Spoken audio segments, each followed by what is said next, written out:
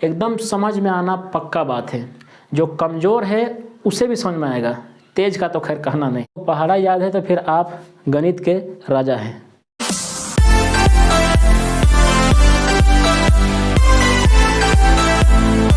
Good morning students, मैं मुकर्रम अंसारी आप सभी को अपने चैनल एम एकेडमी पर स्वागत करता हूं। आज हम लोग एक बहुत ही आसान टॉपिक पढ़ने वाले हैं जिसका नाम है अभाज्य गुणनखंडन। इसको इंग्लिश में कहते हैं प्राइम फैक्टराइजेशन। ये बहुत ही आसान टॉपिक है। ये तो हालांकि क्वेश्चन 10 क्लास में आता है अभाज्य गुणनखंडन को गुणनफल के रूप में लिखने के लिए, लेकिन ये इतना इम्पोर्टेंट है कि इसको नीचे क्लास वाले को भी ये मालूम होना चाहिए। अभाज्य गुणनखंडन तरह तरह के मैथ के सवाल को बनाने में हेल्प करता है, तो ये आज हम लोग पढ़ने वाले हैं। प्राइम फैक्टराइजेशन समझने के लिए यानी कि अभाज्य गुणनखंडन समझने के लिए सबसे पहले समझना होगा कि अभाज्य क्या है, ये अभाज्य संख्या किसे कहते हैं। सबसे पहले अभाज्य संख्या हम लोग को जानना पड़ेगा। तो अभाज्य संख्या क्या होता है, देखिए इसका नाम में ही है अभाज्य, यानी जो किसी से भाग ना जाता हो। बहुत आसान है इसको समझना। अभाज्य संख्या मतलब वैसी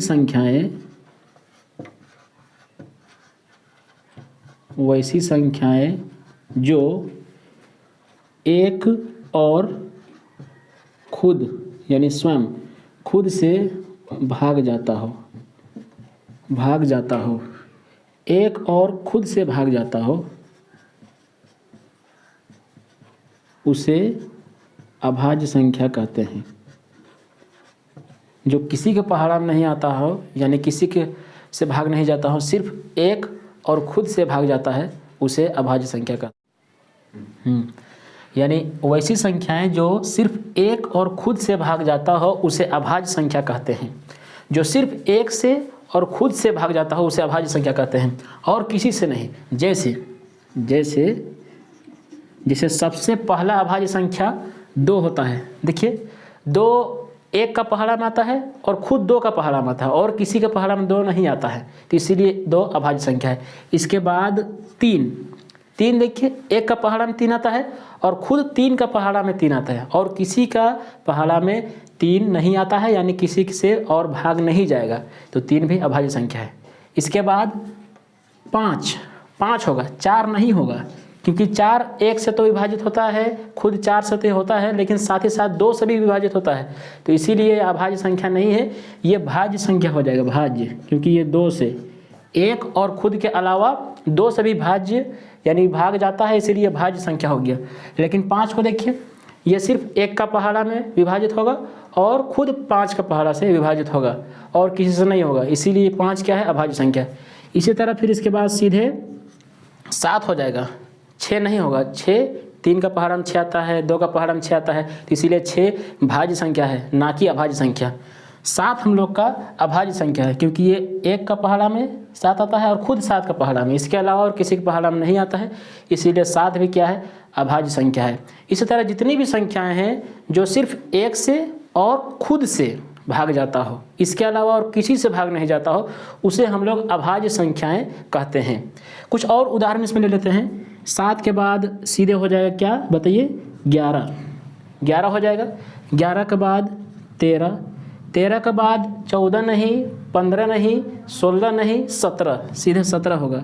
17 के बाद फिर 19 के बाद 20 नहीं, 21 भी नहीं, क्योंकि 3 का पहाड़ा में 21 आता है, 7 का पहाड़ा में 21 आता है, तो 21 नहीं होगा। 22 भी नहीं, 23 होगा, 23। तो इस तरह ETC एटसेट्रा, इस तरह जितना भी बहुत सारी संख्याएं हैं। तो फिर से एक बार मैं इसको दोहरा देता हूँ।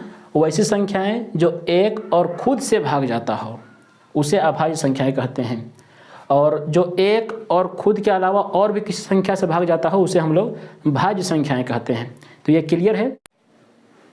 चलिए इसमें देखते हैं सवाल किस तरह से आता है। NCERT किताब पर्सनली 1.2 यानी एक्सरसाइज 1.2 में इस तरह से क्वेश्चन है कि निम्नलिखित संख्याओं को उनके अभाज्य गुणनखंडों के गुणनफल के रूप में व्यक्त कीजिए। इंग्लिश में ये क्वेश्चन आपको स्क्रीन में दिख रहा होगा, वो इंग्लिश में क्वेश्चन है इस तरह से। तो इसमें पहला क्वेश्चन क्या है, 140, दूसरा 156, तीसरा 3825 और चौथा 5005 और पांचवा 7429। तो इस तरह का क्वेश्चन, ये सब क्वेश्चन को हम लोग को अभाज्य गुणनखंडन करना है, और अभाज्य गुणनखंडन करने के बाद उसके गुणनफल के रूप में भी व्यक्त करना है। तो बहुत ही आसान क्वेश्चन है। चलिए इसको आप बस ध्यान से देखिए, एकदम समझ में आना पक्का बात है। जो कमज़ोर है उसे भी समझ में आएगा, तेज का तो खैर कहना नहीं है। पहला क्वेश्चन क्या है देखिए, 140, इसका अभाज्य गुणनखंडन करना है, यानी कि प्राइम फैक्टराइजेशन करना है इसका। तो देखिए ये 140 है, इसको हम लोग इधर साइड में 140 लिखेंगे और इसका भाग करना है। लेकिन कैसे भाग करेंगे, तो अभाज्य संख्याओं से भाग करेंगे, इसीलिए इसका नाम है अभाज्य गुणनखंड ना। अभाज्य गुणनखंड करते हैं, सिर्फ अभाज्य संख्या से इसको हम लोग भाग करेंगे। ये आप लोगों में से बहुत को मालूम भी होगा। तो 140 का अभाज्य गुणनखंड करेंगे। सबसे पहला अभाज्य संख्या क्या है, 2 से भाग चला गया तो ठीक है, वरना उसका जो जस्ट आगे है जो अगला अभाज्य संख्या 3, उससे देखेंगे। 3 से नहीं गया तो फिर 5 से देखेंगे, 5 से नहीं गया तो उसके बाद कौन अभाज्य संख्या है, 7, उससे देखेंगे। तो इसी तरह लाइन बाय लाइन हम लोग देखेंगे। भाज्य संख्या जिसको विभाजित नहीं करना है, 4 से, 6 से, 8 से, ये सबसे इसको विभाजित नहीं करना है, सिर्फ अभाज्य संख्या से इसको विभाजित करना है। तो सबसे पहला अभाज्य संख्या क्या होता है, 2। तो 2 से इसको भाग करके देखते हैं।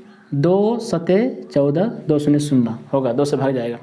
इसमें एक ट्रिक भी है, 2 से कौन कौन संख्या भाग जाता है, इसको एक ट्रिक याद रखिए। जिसका इकाई संख्या, जिसका इकाई में यानी यूनिट डिजिट में अगर 0, 2, 4, 6, 8 अगर ये है, अगर इकाई में इधर यूनिट डिजिट में, तो पक्का 2 से भाग जाता है। इसमें देखिए इसका इकाई में क्या है, 0, यानी 2 से भाग जाएगा। अगर इकाई में 2 भी रहता तो भी 2 से विभाजित होता, 4 रहता तो भी जाता, अगर 6 रहता तो भी, 8 रहता तो भी। ये सब संख्याएं 0, 2, 4, 6, 8 अगर रहे इकाई अंक में तो 2 से विभाजित होता है।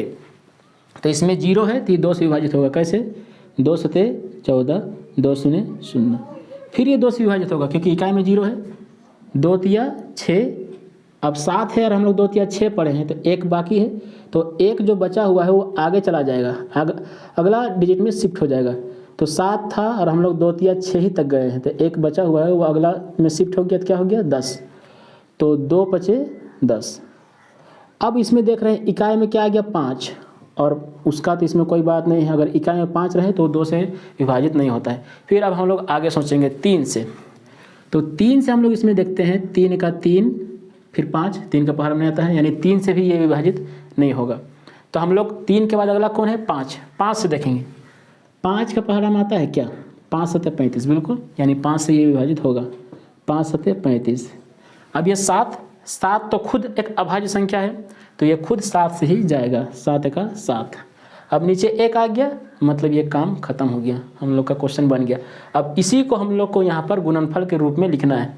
क्वेश्चन में बोला है अभाज्य गुणनखंडों के गुणनफल के रूप में व्यक्त करना है, तो इसको हम लोग गुणनफल के रूप में लिखते हैं। कैसे, देखिए 2 कितना बार आया है, 2 बार, तो 2 गुना 2, फिर उसके बाद क्या है 5, उसके बाद 7। 1 को भी लिख सकते हैं और नहीं भी लिखे तो कोई दिक्कत नहीं है, वो तो अंडरस्टूड है। अब ये हम लोग का सवाल बन गया। एक लाइन और इसको बना सकते हैं, जैसे 2 कितना बार है, 2 बार, तो 2 का पावर 2 लिख सकते हैं। अगर 2 3 बार रहता तो 2 का पावर 3 लिखते हैं, ये हो गया। 5 1 बार है तो बस 5 को लिखें, फिर 7। तो ये हम लोगों का कंप्लीट बन गया। तो ये 1 मार्क्स के लिए क्लास 10th में ये क्वेश्चन आता है, और बाकी क्लासों में भी इसका बहुत ज़्यादा इंपॉर्टेंस है, इसको जानना बहुत ज़रूरी है। इसमें तो डायरेक्ट क्वेश्चन पूछा है, अभाज्य गुणनखंडन करने के लिए बहुत सारे क्वेश्चन हैं जिसमें ये बीच बीच में काम करता है, क्वेश्चन बनाना पड़ता है। अगला क्वेश्चन हम लोग का क्या है, 156, दूसरे नंबर में 156 है। तो इसका प्राइम फैक्टराइजेशन करना है, यानी कि अभाज्य गुणनखंडन। तो सेम वही यहाँ बराबर देके छोड़ेंगे और इधर 156 इधर लिखे और इसका हम लोग विभाजन करेंगे। तो जैसा कि मैंने बताया था, जिसका अगर कोई ऐसा संख्या है जिसका इकाई में 0, 2, 4, 6 या 8 रहे तो वो 2 से पक्का विभाजित होता है। तो इसमें इकाई में देखिए क्या है, 6, यानी 2 से विभाजित होगा। चलिए करते हैं 2। अब यहाँ 1 2 से छोटा है, 5 को भी ले लिए, 15 हो गया। अब 2 का पहाड़ा पढ़ सकते हैं, तो 2 का पहाड़ा में 15 तो नहीं आता है, तो उससे जस्ट पहले देखेंगे क्या आता है, 15 जस्ट पहले 14, ये 2 का पहाड़ा में आता है। कितना बार में, तो 7 बार में, 2 सते 14, और है यहाँ 15, 2 सते 14 हम लोग पढ़े और है यहाँ 15, यानी 1 बच रहा है, वो अगला संख्या में अगला जो अंक है उसमें शिफ्ट हो जाएगा। तो एक यहाँ चला गया अगला संख्या में, तो क्या हो गया 16। तो 2 8 16 हो गया। फिर ये 2 से विभाजित होगा क्योंकि इकाई अंक में 8 है। 2 7 तो नहीं आएगा, 6 आता है 2 का पहाड़ा में, 2 तिया 6 और है यहाँ पर 7, तो एक बचा हुआ है वो आगे शिफ्ट हो जाएगा, तो 18 यानी 2 9 18। अब इसका इकाई अंक यानी यूनिट डिजिट में 9 है, तो ये 2 से विभाजित नहीं होगा। तो हम लोग अगला अभाज्य संख्या देखेंगे, 2 से नहीं होगा तो 3 देखेंगे, 3 से विभाजित होगा। 3 का 3, 3 तिया 9, 3 का 3, 3 तिया 9। अब 3 का पहाड़ा में 13 नहीं आता है, यानी 3 से विभाजित नहीं होगा। तो 3 के बाद अगला अभाज्य संख्या क्या है, 4 नहीं 5 है। 5 से हम लोग इसको करके देखेंगे तो 5 से भी विभाजित 13 नहीं होगा। इसके बाद 7 से देखेंगे, 7 से भी नहीं होगा। 7 के बाद देखेंगे हम लोग किस में, 11 में, तो 11 में भी नहीं होगा। तो सीधे अब ये 13 खुद एक अभाज्य संख्या है, तो ये खुद 13 से ही विभाजित होगा, 13 का 13। तो इस तरह ये बन गया यहाँ पर। अब इसको हम लोग अभाज्य गुणनखंडन के गुणनफल के रूप में लिखेंगे। 2 कितना बार आया है, 2 बार है, 3 1 बार है और 13 1 बार है। इसको भी एक बार फिर से हम लोग इसको जनरलाइजेशन लिख देंगे। इसका 2 बार है तो 2 का स्क्वायर 3 गुना 13, तो ये आंसर बन गया। अब इसके बाद अगला संख्या क्या है, अगला क्वेश्चन इसके बाद क्या है, 3825 या तो कह सकते हैं 3825। तो इसका अभाज्य गुणनखंडन करना है, तो कैसे बनाएंगे, इसको हम लोग साइड में इसका प्राइम फैक्टराइजेशन कर लेंगे। ये 2 से तो विभाजित नहीं होगा क्योंकि इकाई अंक में 5 है, तो 3 से देखते हैं। 3 का 3, फिर अगला क्या है 8, तो 3 दूनी 6 पढ़ेंगे, तो 8 है 6 पढ़े तो 2 बचा, 2 आगे चला जाएगा तो क्या हो जाएगा 22, यानी 3 से 21, 1 आगे चला जाएगा, यानी 3 से विभाजित होगा। समझिए 3 का 3, अब 8 है अगला संख्या, तो 3 दूनी 6 पढ़ेंगे क्योंकि 8 तो आता नहीं है, सीधे 9 आता है इससे ज़्यादा, इसलिए 3 दूनी 6, तो 2 बच गया, तो 2 आगे चला गया तो 22, तो हम लोग 3 से 21 पढ़ सकते हैं, और था यहाँ 22 तो 1 आगे चला गया 15, 3 बचे 15। फिर देखते हैं ये 3 से फिर विभाजित होगा। 1 तो 3 से छोटा है इसलिए 2 को भी मिला लिए, 12, 3 चौके 12। अब 7 है तो 7 तो नहीं आएगा, 6 आता है 3 के पहाड़ा में, 3 दूनी 6, 1 बचा हुआ है वो आगे चला जाएगा 15, 3 बचे 15। अब फिर देखते हैं 3 से जाएगा क्या, तो 3 का 3 और है यहाँ 4, 1 आगे चला जाएगा तो 12, 3 चौके 12, लेकिन 5 3 का पहाड़ा में नहीं आता है, यानी 3 से नहीं जाएगा। अब 5 इसको देखते हैं, और 5 ये पक्का जाएगा क्योंकि इकाई अंक में 5 है तो 5 से भाग जाना ही है। अगर इकाई अंक में 0 या 5 रहे तो 5 से पक्का विभाजित होता है, तो ये 5 से जाएगा। 4 5 से छोटा है इसलिए 2 को भी मिला लिए तो 42 हो गया, तो 5 8 40 होता है, 2 बचा हुआ है वो आगे चला गया तो 25 हो गया, 5 बचे 25। फिर ये 5 से जाएगा, 5 1 5, 3 बचा तो आगे चला गया, 5 7 35। अब 17 आप लोग जानते हैं खुद एक अभाज्य संख्या है, तो ये किसी का पहाड़ा में नहीं आएगा, ये खुद अपने से ही विभाजित होगा, 17 का 17। अब नीचे 1 आ गया तो ये खत्म हो गया। अब यहाँ जो आया है संख्या उसको हम लोग गुणनफल के रूप में लिखेंगे। 3 कितना बार आया है, 2 बार, 5 कितना बार आया है, 2 बार, और 17 आया है 1 बार, ये हो गया। अब इसी को थोड़ा जनरलाइज कर देते हैं। 3 2 बार है तो 3 का स्क्वायर, 5 2 बार है तो 5 का स्क्वायर, और 17, तो ये हम लोग का इस तरह बना। तो मैं उम्मीद करता हूँ आप लोगों को समझ में आ रहा होगा। नेक्स्ट क्वेश्चन हम लोग के पास क्या है, 5005, इसका अभाज्य गुणनखंडन करना है। तो 5 0 0 5, इकाई अंक में 5 है, ये तो पक्का 5 से जाएगा, लेकिन उससे पहले 3 से देख लेते हैं, 3 से जाएगा क्या। तो 3 1 3 बचा 2, आगे चला जाएगा तो 20, तो 3 6 18, तो 2 आगे चला जाएगा, 3 6 18, फिर 25, यानी 3 से ही नहीं जाएगा, 5 से जाएगा। 5 1 5, 5 0 0, 5 0 0, 5 1 5। अब इकाई अंक में 1 आ गया, यानी 5 से नहीं जाएगा। अब अगला संख्या हम लोग सोचेंगे, 5 के बाद अगला अभाज्य संख्या कौन है, 7। तो 7 से देखते हैं, 7 1 7, बच जाएगा 3 क्योंकि 10 है, तो आगे जाएगा तो 30 हो जाएगा, 7 चौके 28, तो 2 बचेगा, आगे चला जाएगा तो 21, यानी 7 से ये जाएगा। 7 एका 7 और 10 है तो 3 बचा, वो आगे चला गया तो 30 हो गया। 7 चौके 28 और 30 था तो 2 बचा हुआ है तो 2 आगे गया तो 21, यानी 7 तिया 21, 7 तिया 21 हो गया। अब फिर 7 से इसको करके देखते हैं तो 7 दूनी 14 तो हो जाएगा, लेकिन बच जाएगा 3, तो 7 से ये नहीं जाएगा। अब 7 के बाद सीधे हम लोग देखेंगे 8 नहीं, 9 नहीं, 10 नहीं, 11, सीधे 11 देखेंगे, क्योंकि 7 के बाद अगला प्राइम नंबर जो है 11 है। तो 11 से अगर इसको देखेंगे तो 11 का 11 और है यहाँ 14, तो 11 पर है 14 है तो बचा 3, आगे चला जाएगा तो 33 हो जाएगा, यानी 11 से जाएगा। 11 का 11 बच गया 3 तो 33 हो गया, 11 तिया 33। अब देखिए बहुत खुशी की बात है कि 13 हम लोग जानते हैं क्या है, खुद एक अभाज्य संख्या है, यानी 13 खुद 13 से ही विभाजित होगा। 13 का 13, अब नीचे 1 आ गया तो खत्म हो गया। अब इसी को अभाज्य गुणनखंडन के गुणनफल के रूप में लिखना है। सब एक एक बार आया है, 5 एक बार, 7 एक बार, 11 एक बार और 13 भी एक बार, तो ये बन गया अभाज्य संख्या के गुणनफल के रूप में, इसको हम लोग लिख लिए। तो इस तरह है। अब एक लास्ट क्वेश्चन है, उसको ही बना लेंगे हम लोग। अब इसके बाद आज का लास्ट क्वेश्चन उसको भी बनाते हैं। देखिए 7429 इसका अभाज्य गुणनखंडन करना है, तो 7429 इसमें करेंगे तो यूनिट डिजिट में देख रहे हैं क्या है, 9 है, यानी 2 से विभाजित नहीं होगा। 3 से हम लोग देखेंगे 3 से होगा क्या, तो 3 दूनी 6, 1 आगे चला जाएगा, 3 चौके 12, 2 आगे चला गया तो 3 से 21, 19 हो गया, यानी 3 से नहीं जाएगा। 5 से भी नहीं जाएगा क्योंकि इकाई अंक में 9 है तो 5 से नहीं जाएगा। अगर 0 या 5 रहता तो 5 से जाता, तो 5 से भी नहीं जाएगा। 7 से देखेंगे, 7 का 7, फिर 4 है, 7 42, फिर 9 आ जा रहा है, यानी 7 से भी नहीं जाएगा।